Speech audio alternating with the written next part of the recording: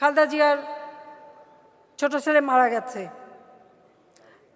আমার তরফ থেকে তাদের সাথে যোগাযোগ করা হয়েছে, সময় নির্দিষ্ট করা হয়েছে, আমি গেছি। আমার মুখের উপরে দরজা বন্ধ করে দিয়েছে, আমাকে ঢুকতে দেয়নি। কত বড় অপমান! খালি মনে হলো যে তুমি খালেদা জিয়াউর রহমানের সাথে অন্তত 2 মাস 1 মাস পরপরই আমাদের বাসায় যেয়ে বসে থাকতা, চেয়ার পেতেও বসতা না, ওই লবিতে মোড়া ছিল, মোড়া পেতে বসতা।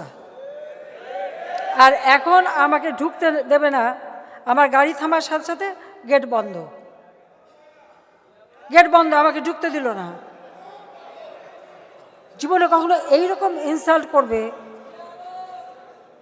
সে তারপরেও তার জন্য দয়া দেখাতে হবে।